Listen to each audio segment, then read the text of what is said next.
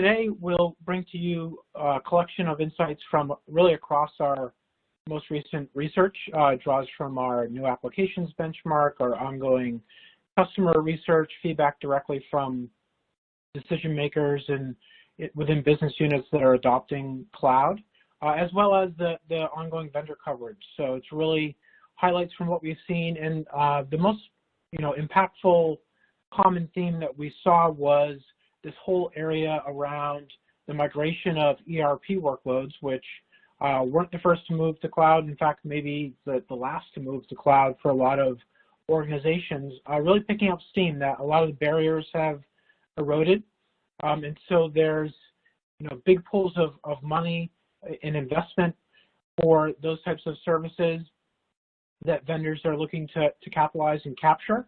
So I'll lead in, kind of start with the overview, but then hand it off to Evan and Catie to look at some of the ways the industry customization is part of that trend, and the lowering of barriers to adopting some of these solutions, and then finish up with Catie with a services view, as well as ways that the large cloud platform providers are participating in that, not just the big applications vendors.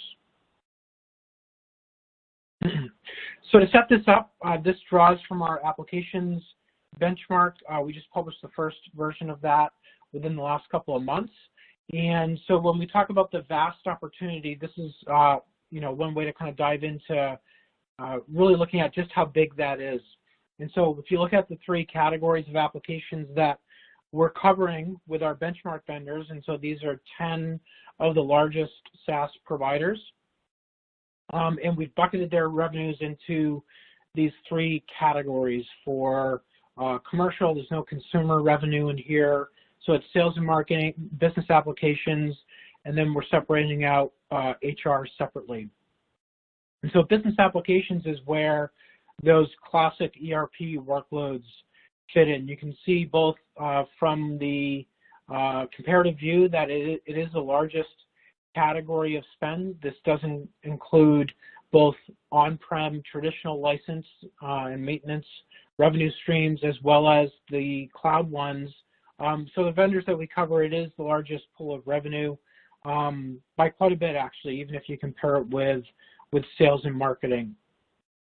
But in terms of, with some of the things that Evan and Catie will go through, we'll get into, how that's really the tip of the iceberg, if you will, in terms of the revenue opportunity. Underneath that, in the ecosystem, there's significant businesses and revenue streams for the more nuanced application customization elements that are being provided through ISVs and other participants that are packaging up their IP, as well as the services opportunity, which is really critical for these workloads. So a lot of consulting, design, change management, and then managed services on the back end are typically part of how customers are able to go from their current solutions, mostly on-prem, maybe hosted or managed in some way from technology partners, but to make that transition over to a SaaS cloud-delivered model. There's a lot involved there, and so the ecosystem is really, for every dollar of revenue that the large vendors are generating and realizing, there's multiple dollars through that ecosystem that their partners are capturing and monetizing. So when you add all that together, it makes the business applications really the biggest opportunity moving forward for both the cloud vendors as well as their partners in there. So it's really important, and we see a lot of different strategies to go and target and try to capitalize on that. So here we have a little bit different view. So below those overall numbers, looks at the split for the benchmarked vendors between the traditional software, so license maintenance models, and the SaaS, both public and private, delivered as a service subscriptions within each of the categories. And so you can see with business applications, it is the lowest mix of cloud, but you can start to see some of that momentum and trend, right? So it's going from 45% of the benchmark revenue streams in 2018. The most recent complete year for when we published the benchmark was 2020, and that is increased quite significantly up to 63%. So of the three categories, it's still the lowest, but it starts to give you a sense of how the opportunity is really starting to shift and reach a tipping point for these vendors, where now a majority of their business applications revenue streams have shifted over to the SaaS model. Although there's still some resiliency, and we saw it with Oracle most recently, releasing their earnings and having really a banner quarter for license revenue. So it's not an overnight thing. It's not the traditional software totally going away. It'll be part of an evolution, but it clearly is reaching a point where SaaS solutions are pretty well accepted from the customer side, and that's driving and shifting how vendors are packaging and monetizing these solutions. Much more emphasis on a SaaS model than the traditional licensed offerings.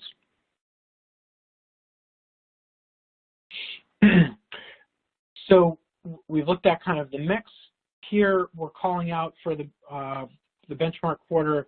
So this is 3Q21 revenue. Gives you an idea for actually this comes from the 3Q21 report, but it shows the 2020 annual growth. So that figure that we just looked at was the mix. This gives you an idea of how the growth rates differ between the on-prem side of the business and the software as a service. So again, part of reinforcing that vast opportunity, it's not just about the size of the opportunity, it's about the growth. And clearly with the benchmark for business application SaaS revenue growing 25% above the other categories, which are a little bit more mature in terms of the migration to cloud, shows that in terms of capturing growth, those new investment dollars, business application software as a service delivered is the fastest growing area. And then to set up, so the other thing that we wanted to set up here was those barriers. So when we talk about why customers haven't migrated earlier, what they're going through, what's slowing or preventing the adoption of some of these SaaS delivered ERP and business application solutions, the framework on the bottom, I think, is a good reference to kind of go through some historical, because clearly if you start on the left, simply having the data center availability in the right locations, especially for global enterprises, it took a while for those build outs to reach the point where just in terms of the capabilities, it was feasible to deliver some of these solutions with the type of performance and reliability that was needed. A lot of that has been worked through for most customers, and so it's kind of progressing to the right in terms of looking at some of the industry customizations. Evan will go through the evolution there, ISV ecosystems, and then digital transformation. We'll touch on this more on the next slide with direct feedback from customers about not just the technology availability, it's about the internal organization, training, preparedness, change management, going through all of those business changes that are touched by these solutions is really the last remaining barrier. It needs to be worked through, not just to get past it, but to really get the value of what a SaaS delivered ERP solution can provide. It's not just a new implementation, it is a change in terms of some of the business process and business culture that organizations that have gone through it report being critical for getting the success at the back end.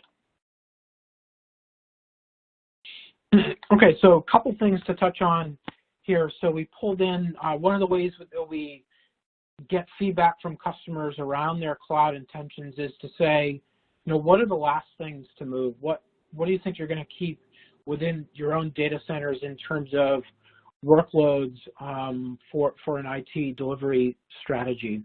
And so you can see at the top of that list, really regardless of some of the time periods, the ERP and HR. So hits on two of the areas that are sensitive, critical to business. Really a lot of them based on legacy environments, mainframe environments. And so typically they weren't the first to move, they may be the last, due to all those challenges, not just technology, but some of the change management, which this respondent touched on in a recent interview. So it's a diverse organization, multiple different business units. And so this individual was kind of in that corporate organization, looking at migrating some of those business units to the Oracle Fusion application suite. And so when we talked about that process, the approach there, you can see the quote around change management that, that's not something that she felt that they could outsource and have a third party do. It really needs to be a strong internal organization to support that, not just during the initial migration and implementation, but really on an ongoing basis, because with SaaS versus the traditional software, the updates are constant. It's getting better, it's evolving, but it takes an organization to really kind of manage that process and connect the business to the new technology as it becomes available. And in some ways, as this individual said, putting in the system was the easiest part. And so another kind of interesting tidbit from that discussion was, talking about the driver for these shifts. So across all the business units, was it a mandate? Was it something that was forced upon them?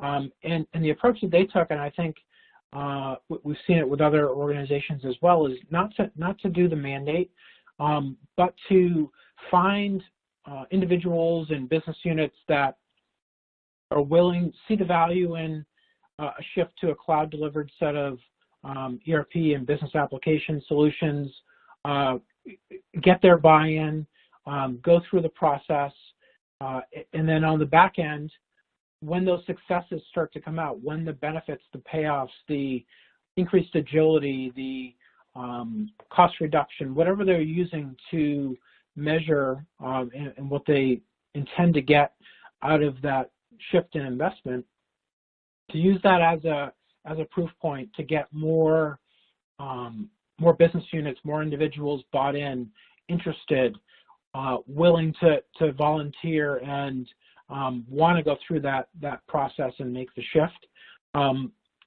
It seems like that was the right way for this organization, rather than coming from a strong kind of command and control type perspective and forcing new solutions and these changes on organizations and folks that may not be totally bought into the value, and just kind of going through the steps. So I think that's an important part of it as well. It's been consistent where the changing culture, the willingness to learn new things and adapt is really one of the more critical elements that that move these projects along more quickly. And I think that'll be part of unlocking more of this opportunity and seeing the revenue streams shift for a lot of these applications providers more earnestly towards SaaS delivered ERP solutions rather than the traditional licensed offerings. So with that, I will hand it over to Evan to take us through some of the insights around industry customization. Thanks, Alan.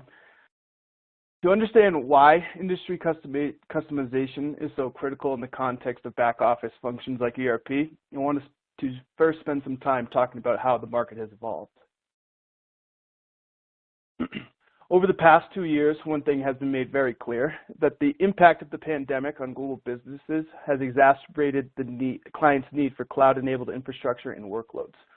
But where those same, now more cloud-mature customers' demand is today has undoubtedly shifted to more complex initiatives. At first, challenges associated with transitioning workforces to remote models resulted in a flurry of customer investments around maintaining business continuity. This necessity benefited cloud platforms and application pure plays alike, and vendors aggressively invested to capitalize on that opportunity. As customers' on-premise data centers were stretched to their limits, infrastructure modernization efforts accelerated, driving growth for Google, AWS, and Microsoft, who have only expanded investments in their global data center networks to provide local services and adhere to various public sector data sovereignty laws. At the application level, enterprise customers were forced to embrace SaaS alternatives, and in many cases, these customers already possessed the licenses to various SaaS workloads, but had just not been using them yet. To support the enterprise's pivot to remote, vendors then creatively bundled the collaboration suites across core workloads, and today we're all well accustomed to relying on cloud systems to support our day-to-day operations. As the pandemic lingered, vendors like Microsoft and Salesforce sought to increase their stickiness in workers' lives, establishing a new class of remote workforce enablement platforms, which don't just provide collaboration, but the ability to quickly manage, access documents and applications within a secure environment. The culmination of these efforts have resulted in enterprise IT estates, which are far more mature today than they were 2 years ago. Perhaps most critically, though, the necessity to embrace cloud allowed customers to overcome internal resistance around process change management, a challenge which is continually cited in TBR's research, customer research studies, as the #1 inhibitor to adoption of any new technology. A greater degree of customers are now well accustomed to cloud solutions and services, and their trust in cloud security, uptime, and resiliency has similarly risen. As a result, customers are more willing to consider migrating more complex workloads such as ERP to cloud-based environments. And so what does all this have to do with industry customization? TBR's cloud applications customer research continues to find that as customers' cloud maturity rises for workloads, be it CRM or HR, so too do the customization requirements of the specific workload as they aim to modernize more discrete business processes being enabled by the aforementioned solution. Consider that finding in the context of ERP. A number of workloads, not just in the domain of IT, but also OT, work in conjunction with clients' back office environments, and by extension then, the number of business and governance rules built around these have been solidified over an untold number of years.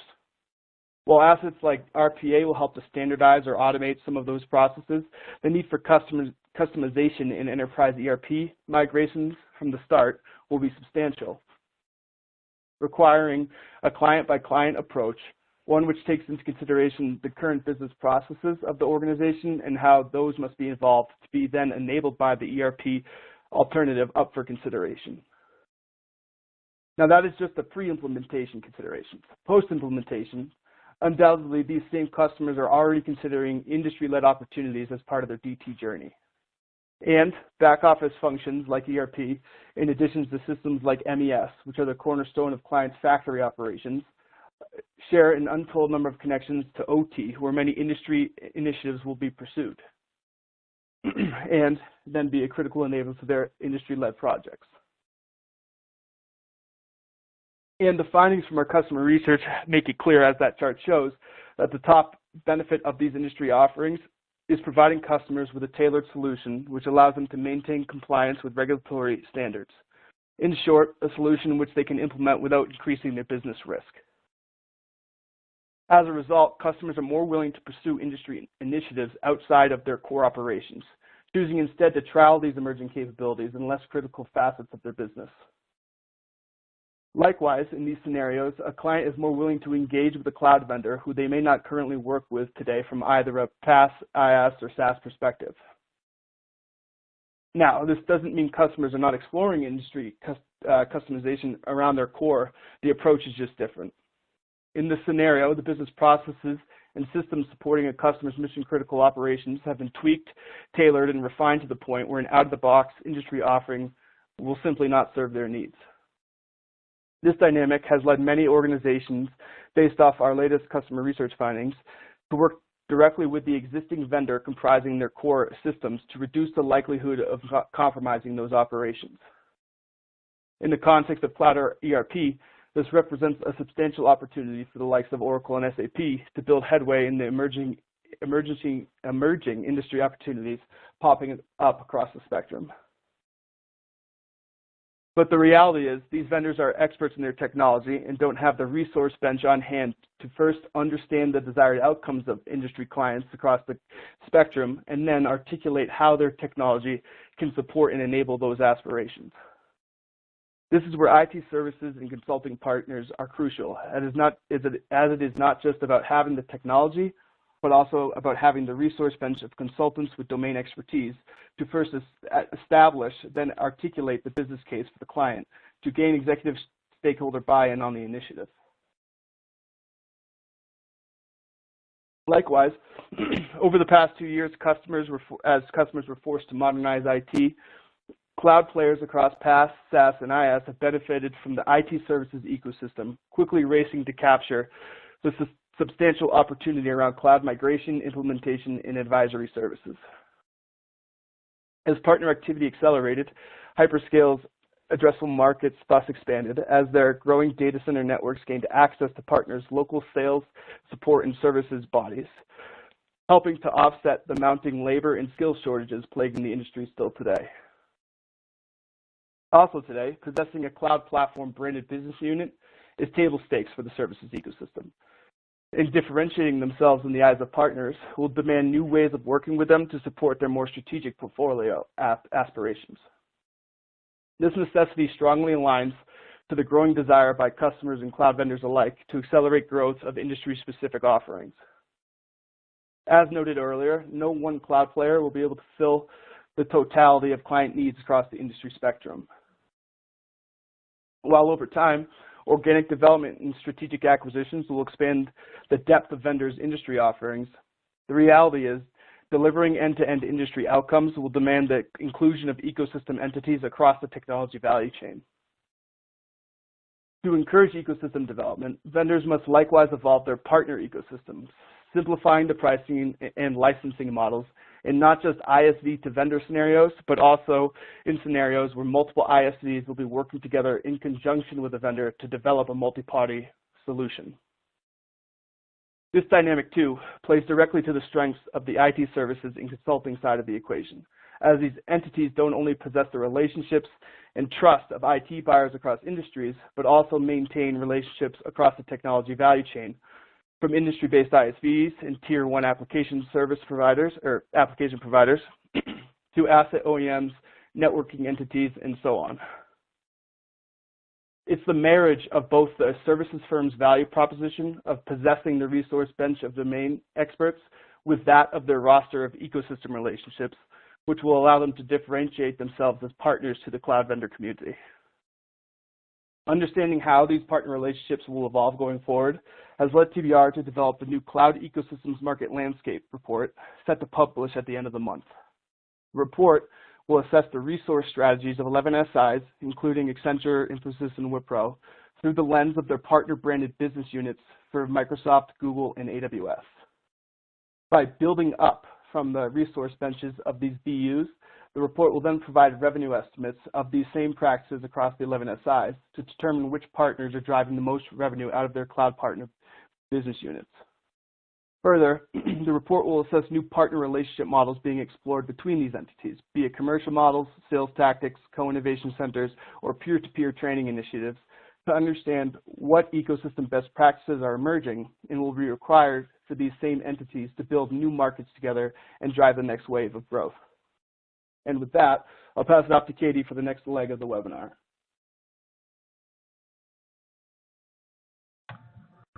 Great, thanks Evan, and thank you everyone for joining us today. So for this last section of the presentation, I want to continue on the topic of professional services and specifically highlighting a big theme that came up in our research, and that's really how the big cloud players, the hyperscalers, are moving further into the professional services space as an avenue for growth which is especially true and important when we look at how commoditized the infrastructure as a service market has really become.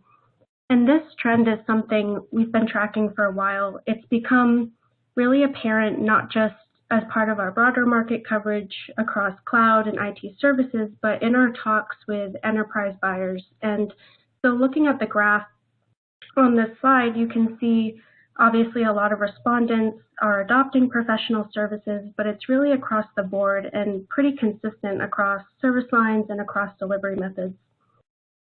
For the delivery method, there is some nuance worth calling out. So one example is just in hyper-converged infrastructure. We know that plays a really big role in these on-prem private cloud environments, and that would be the self-built private cloud adopters you see in purple. And what we found with COVID is customers really need help understanding which infrastructure options best underpin specific workloads and, more importantly, result in these business outcomes we hear so much about. And so, that's reflected in the advisory line. As another example, for hosted private clouds, a big benefit of that model is the degree of customization. So we typically see high ADM adoption there. So that's just a couple trends by delivery method, but really the big takeaway from this is the interest in the advisory, consulting, and strategy services, and that's something we see the cloud providers trying to get in on more and more. And, some vendors are more vocal about it than others. And just as an example, I'll start with AWS and some things that we're noticing with them. Their professional services business is ProServe, so for us, we consider that to be consulting and systems integration services, as well as AWS managed services, which is the newer and faster growing of the two businesses. But collectively, they're all growing in line with overall cloud revenue, and we'd expect that trend to accelerate. Currently, they position as a complement to partners, but we wouldn't be surprised to see them shift to more of a model where they're competing more with partners for certain deals. And unlike some of their peers, we don't see AWS heavily discounting services in order to drive adoption of their platform. And in addition to that, we suspect they're aggressively hiring within ProServe and managed services, including recruiting positions, really looking to build up their overall resources. Currently, they're very focused on initial lift and shift customers, which typically spend more on services than the actual assets in the earlier stages of the large transformational projects that we're talking about. And then using that as a base, trying to address more innovation-based use cases and sell services beyond the traditional enterprise. And that includes, digital natives and ISVs and even SMBs. So there's challenges with that. A lot of it stems from lack of resources. They're not exempt to those challenges. And then potentially to just the customers that they're going after, like the digital natives who generally are more technologically adept and kind of weighing the need for a premium services partner like AWS. And also, how can AWS, sell their services down market? So there are some headwinds there, but when we look long term, AWS being what it is, it's not really surprising to find that they figure out a way to reach these new audiences and really scale the services business. So that's one approach, and that contrasts to the other hyperscalers that we cover, and that includes Google Cloud. In our view, we don't see Google Cloud professional services, or the PSO for short, getting all that much bigger. We don't think, headcount will really expand drastically there. It's really a partner-led, partner-delivered approach for professional services. In a couple areas, I think we'll see them commit more to these go-to-market programs and investments and really rallying around what all the hyperscalers are doing, and that's the industry-specific solutions that we just talked about. So I think we will see more alignment with the GSIs and the ISVs to create these pre-integrated industry solutions. For Google too, though, I'll also call out the Mandiant acquisition. I mean, that makes a lot of sense in multiple areas, but especially when it comes to security, we see customers preferring kind of a one hand to shake, so to speak, when it comes to cloud security rather than standalone services. And that kind of raises the question, you know, can Google sell security advisory services effectively? And I think that's the challenge because, you know, not only are they a cloud provider, but a less established one comparatively, and they still need to develop a degree of trust with the customer, and that we assume will really come from just managing secure infrastructure. And so once that foundation is kind of there, it will enable them to move up into more of the governance and compliance areas that the services peers are really known for. And lastly, on the hyperscaler side, we have Microsoft. Again, we see them kind of going in a different direction than AWS. Their launch of the Cross-Industry Solutions Group as part of Microsoft Consulting Services really marked a big shift, but we recognize, you know, they're still reliant on IT services and consulting partners to help broaden the reach of their cloud offerings and essentially make their IP stickier throughout the enterprise. And so you can see highlighted on this slide, you know, the general consensus is that Microsoft's consultants are typically more expensive. Internally, they're more focused on premium clients, but they do seem to be pivoting. And what they've done with the cross-industry unit is we've noticed it's equipping them with the knowledge around, you know, which types of information they need from the services partner to get the most out of that relationship, be that a vertical process or addressing regulatory challenges, et cetera. And so this pivot has really been supported by Microsoft's platform approach, and that's what really attracts the ISVs who can kind of build around assets and fill solution gaps, and then also benefit Microsoft by acting as an additional touch point with clients and drawing them deeper into these new workloads or these new industry opportunities. And we've seen that approach play out in the past few quarters in, you know, how they're partnering with the management consultancies and the GSIs to really open up opportunities across the board. So hopefully that provides a little bit of color on some of the different approaches to the different cloud providers and how they're addressing services opportunities across the applications landscape and the infrastructure landscape. In our sense, at the end of the day, customers that are more loyal to their cloud provider and typically favor best of suite SaaS are most likely to benefit from the high touch offerings that these hyperscalers provide.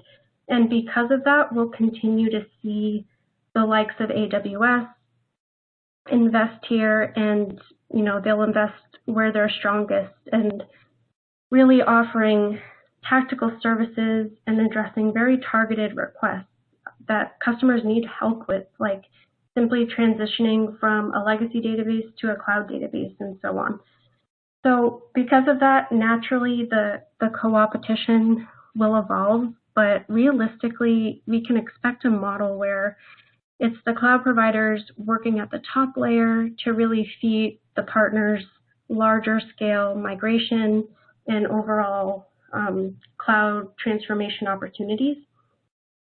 And obviously, you know, based on some of these quotes we've pulled based on our conversations with customers, there's clearly still a need to separate the technology and supporting services. And cost is a part of that, although customers are willing to pay a premium to get the desired outcome. But at the end of the day, it's really the services guys with the access to the business stakeholders more so than the cloud providers on the tech side And so that aligns with what we continue to hear time and time again, which is just how a customer can get to their specific business outcome. So with that, unless there's any further comments from the team, Allan, I'll pass it back to you for some of the coverage. Great. Thanks, Catie. Yes, so we've included the coverage here. It highlights some of the new offerings around benchmarks that focus on the workload rather than the delivery method as deeply in terms of that Uber categorization, and ties in with some of the discussions that we've gone through today around specifics in terms of ERP and how that's, if you look across all of the content that we've gone through today, it is a turning point, I think, for the cloud market. A lot of the growth and initiatives are focused around that next set of workloads that is outside of the sales and marketing, CRM, development platforms. That's all still important, but a lot of the growth is shifting to things that support ERP services, and that extends. Catie touched on how some of the infrastructure as a service, very commoditized, but driving that meter, these are resource-intensive applications that, again, is part of how they're going to sustain their growth. And we've seen some of the challenges due to scale and other changes in terms of the pricing and competition, but it's going to be more challenging to sustain growth rates going forward for the infrastructure as a service providers. So they're looking at it as an opportunity. Clearly, the applications vendors, as the needs of their customers shift, they want to be able to retain those relationships, to win new customers from their competitors, and offering software as a service offerings, not just the technology, but in partnership with the services and industry customization partners. It really is more than just a single vendor decision. A lot involved, and so their strategy clearly reflects trying to take out some of the points of friction, some of the challenges as much as they can for potential customers to move those deals forward more quickly. Big part of the strategy and emphasis. And so the takeaway from today, if you roll it all up, is the focus around those types of services, workloads that support ERP functions is going to be a focus for years to come, because the transitions don't take place very quickly. That's both getting onto them as well as transitioning off. Thankfully, for a lot of the vendors that were able to win these deals, it's multi-year, decade type commitment, and so that makes it very attractive and stable for them in terms of securing future growth. So with that, we've gotten a number of questions, so we'll take a look and go through as many of those as we can. So just a moment as I queue those up. All right, so the first question is, in the context of SAPs Rise, have you seen it gaining traction in the enterprise, and have recent announcements like Accenture SOAR with Rise helped? I think Evan's probably the best, he leads our SAP coverage, so that's probably a question that's best suited for him. Great, thanks, Allan. So I guess to start, SAP obviously had a few goals in mind when they launched Rise.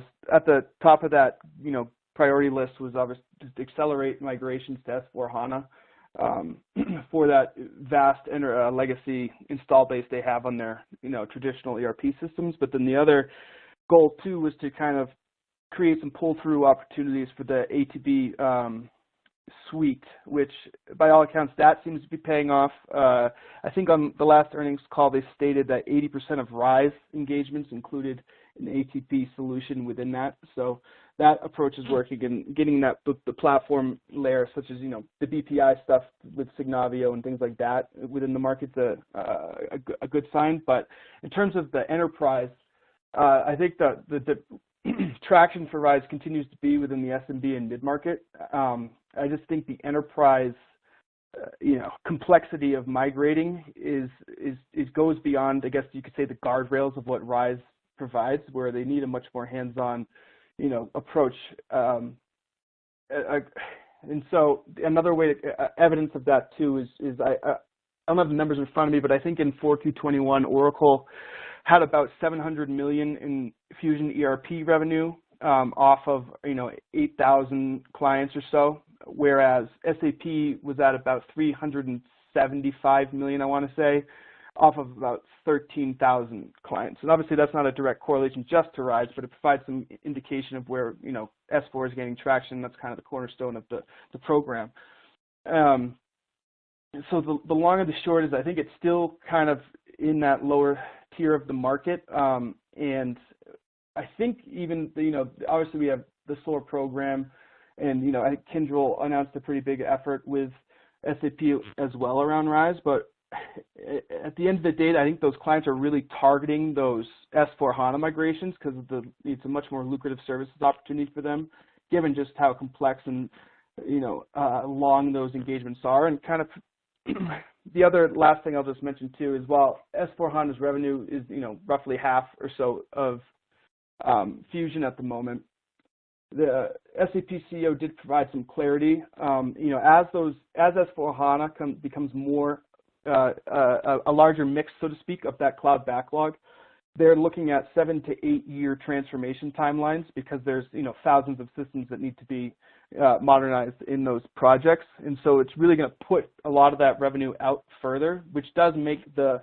partner ecosystem a very, very critical enabler for them to kind of accelerate those migrations. Because if you tell a client it's going to be an 8 year transformation to get to S4, they may be more likely to kind of pivot and do an alternative approach, be it go with Microsoft, who has now clear software and who can integrate with your existing SAP or Oracle system, and then start to enable some of those other workloads you're considering, be it intelligent inventory management. So the long and the short is, I think it's still within the SMB and mid-market, and those partners that they're gaining, like Accenture, are definitely probably catalyzing S/4HANA adoption in the enterprise, but not specifically Rise. Great. Next question also relates to SAP and Oracle. How do SAP and Oracle's professional services strategy differ? Yeah, I can take that one. I think in general, part of the problem for the monolithic SaaS companies is there's just still a lot of behind the scenes architecture, and in general, if the tech doesn't mix and match, it's very difficult from a services perspective. When you need to build integrations, and if there's a lot of competing technologies, it's challenging for even the top tier services firms to address. And so there's an overall need to shift to open APIs and architectures. And also, I think both firms too have again had skill challenges, just overall trouble keeping them staffed. We've noticed a lot of subcontracting professional services with other organizations, and we expect that to continue. If you have too many technologies that will do the same thing and not enough skills, it presents a real challenge. In terms of Oracle, I think they too are, expanding their work with a lot of the GSIs as part of their Oracle Cloud Lift Services program. They have a lot of incentives in place to get customers' legacy workloads to the cloud, and so I think they're recognizing that and making more use of how they work with partners in the back end to address that.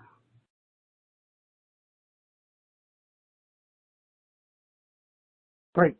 Last question is, with the macroeconomic environment, what impacts could that have in terms of the cloud market? And I can start with that one. I think what we've seen so far is, if you look at the last 2 years, it's been a period of a lot of uncertainty. In the end, I think it's been, the worst fears of some of the customers and the cloud vendors weren't realized in terms of the financial impact to their business and the overall economy. And I think there's a sense that what we're facing now is more assuredly negative in terms of the change in the economic growth and a potential recession and stock market, not even volatility, just a downward trend in most of the major indices. And so I do think it'll have an impact on some of these IT projects that are going to drive a lot of the cloud spend.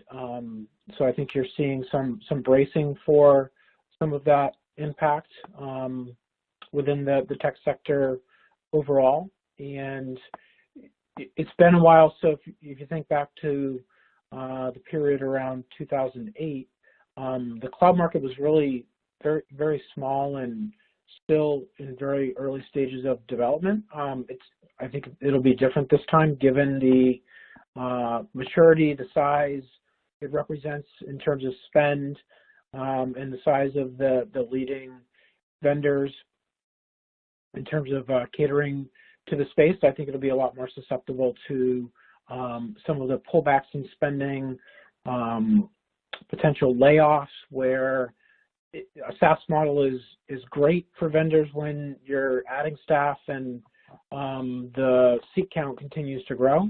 For the first time, really, maybe they'll see some of the effects of some of the decreased employment numbers that could potentially, see the downward side of that subscription model, where if there's fewer employees at certain firms, there's fewer licenses and reduced revenue potentially. So I think it's still uncertain, but I think it will be a different scenario than we saw with the COVID impacts, as well as the last economic recession back in 2008.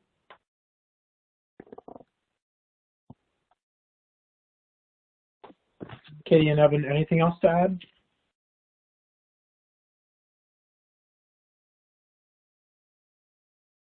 All right, well, that's our content for today. I'll hand it back over to Haley to take us through the wrap up for the session. Thanks, Alan, and thank you everybody for joining us.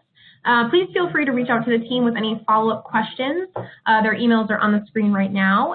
If you have a few moments, it would be greatly appreciated if you could fill out the survey that's up on your screen. That helps us create more awesome content like this for you guys. A replay version of the webcast will be available after the event, and the link to that will be sent out to all of you via email. To view a list of our upcoming and past webinars, you can do that at cbri.com. And be sure to join us next week on June 23rd for top vendors positioned to capitalize on TIS market trends. Thank you all and have a great rest of your day.